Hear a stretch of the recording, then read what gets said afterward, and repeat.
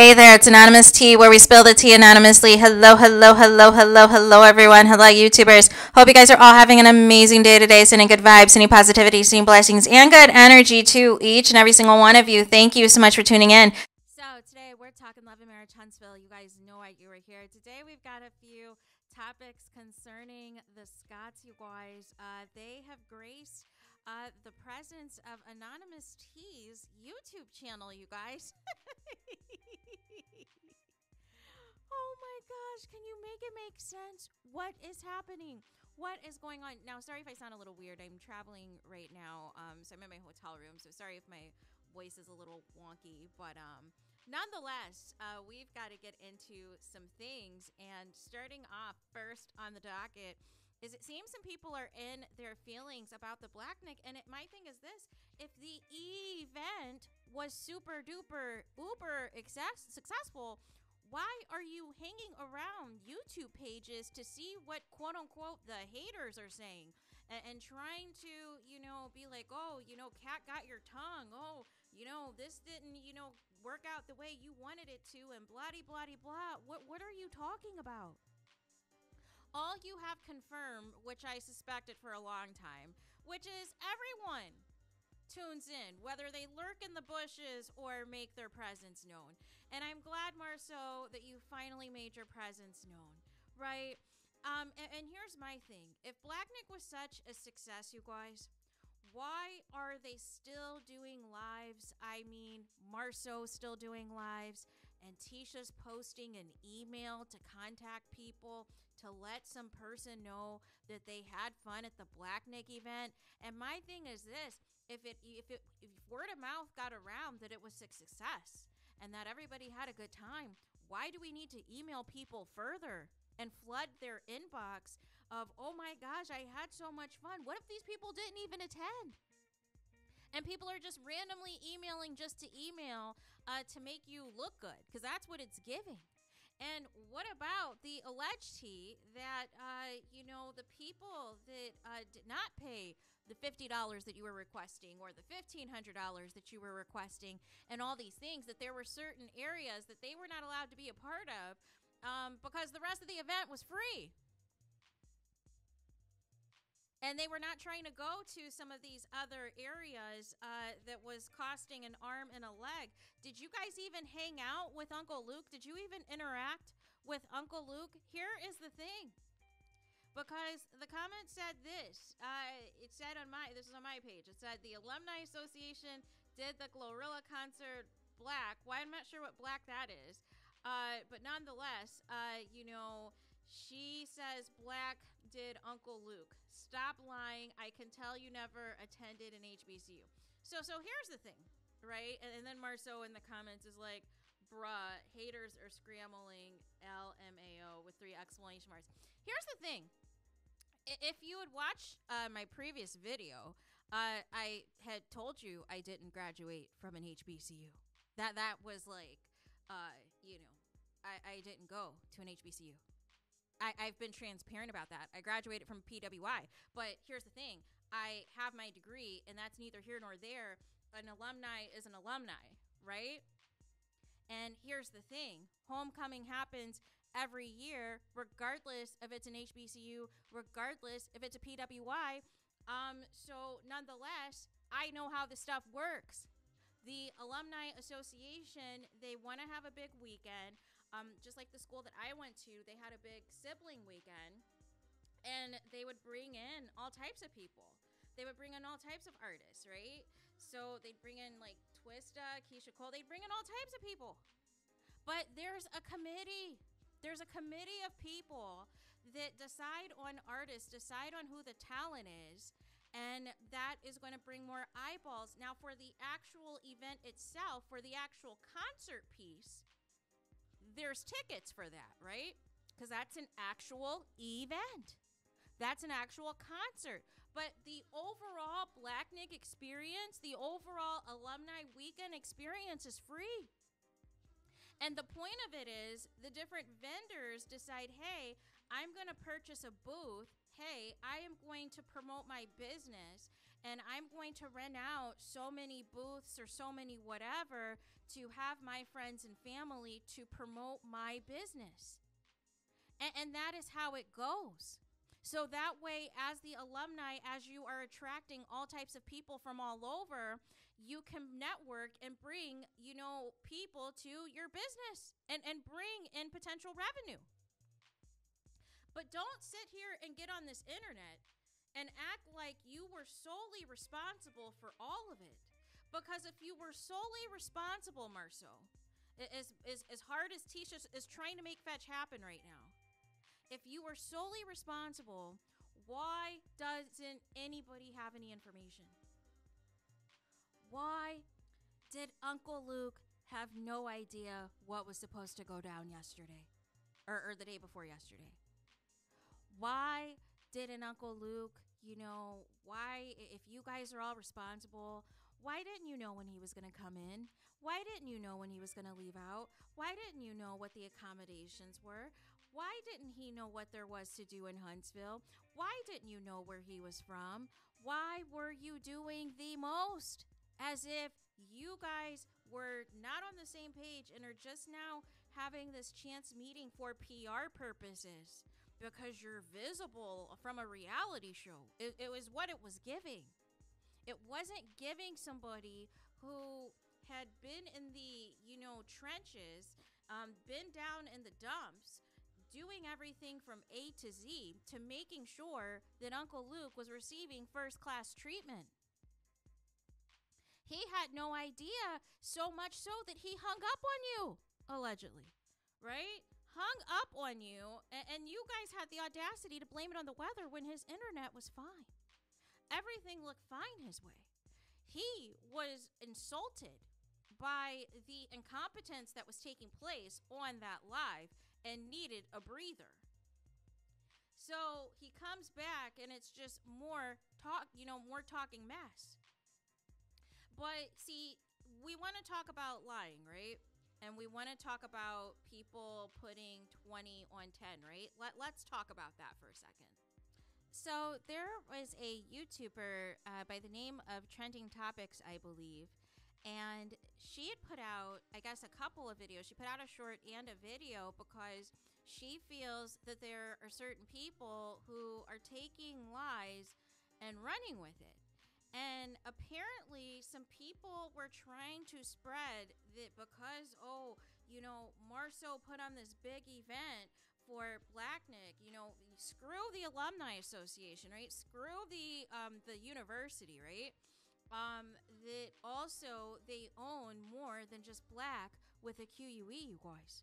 That also they own this restaurant that is called Trio Eat, Drink, and Vibe in Huntsville and on time, right?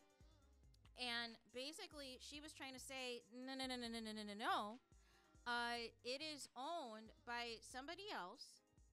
This is, she posted receipts. It looks like it was posted from Facebook, this Jabbar Westbrook, and, tagging some people, tagging some different specials and things that they had, tagging, a painting and things that went in. And she was essentially trying to say in the caption that people take anything and run with it on YouTube. And that people were trying to put 20 on 10 and trying to say that Marceau owned this business as well. But see, Marceau's not going to get under anybody's comments and say, that's fake news. I only own Black, or do you only own Black, right? Because but see, that's the thing. You don't care about a lie if it's beneficial to you.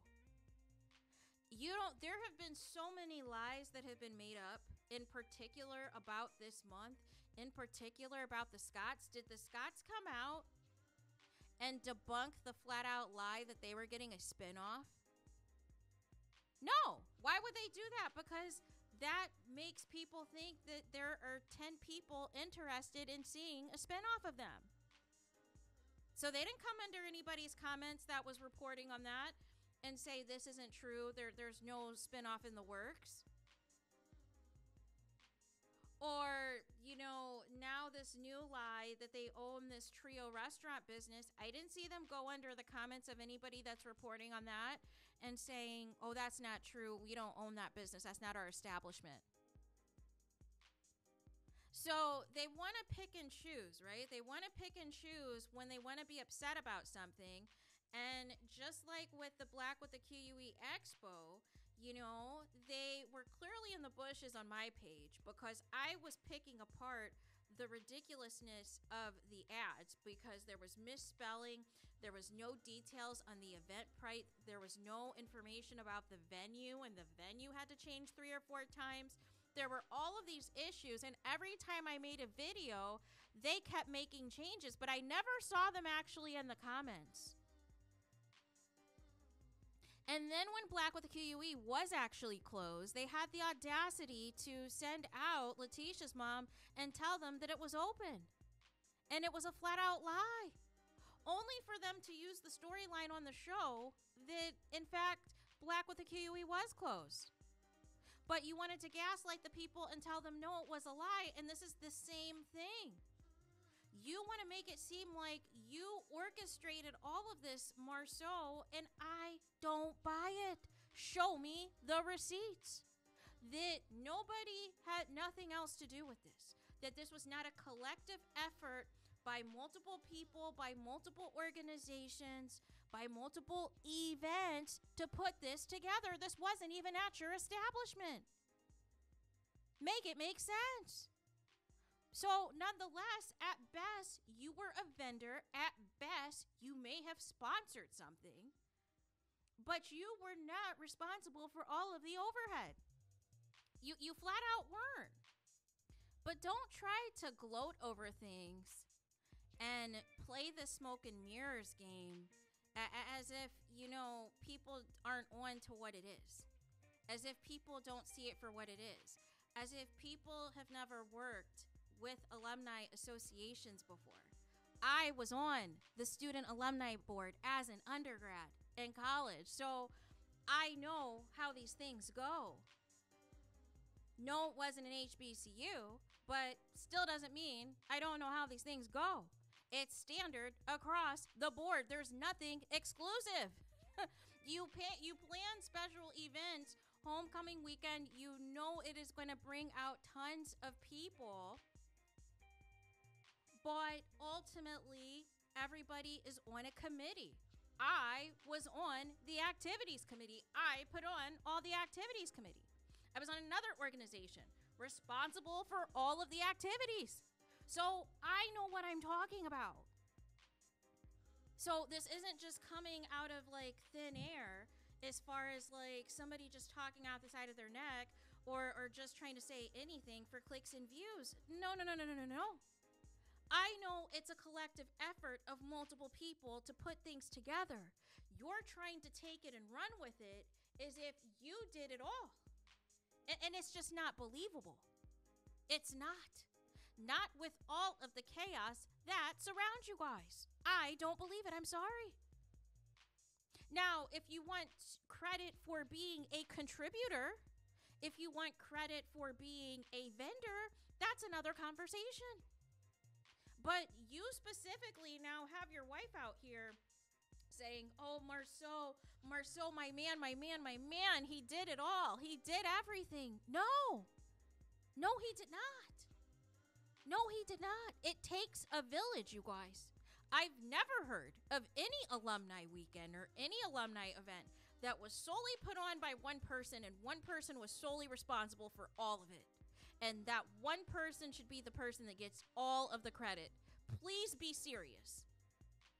And even with Love and Marriage Huntsville being on for 8 seasons, the ratings in the toilet, and nobody knowing about this show still after all of these seasons, you're trying to tell me that all of those people were there because of you? I'm not buying it.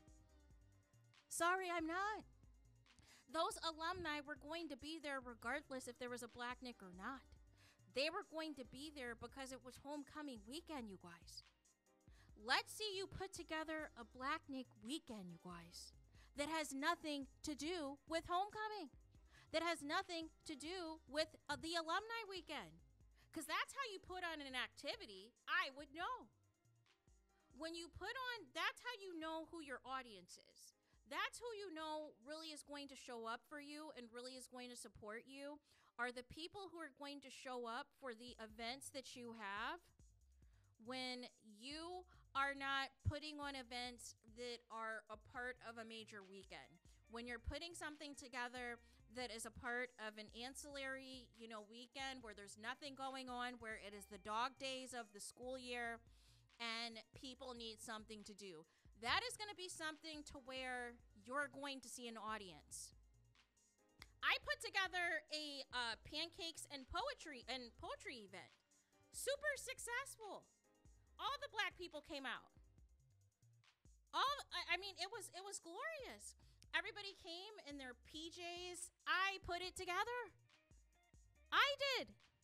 So I understand putting things together, you guys. I understand the calls you have to make.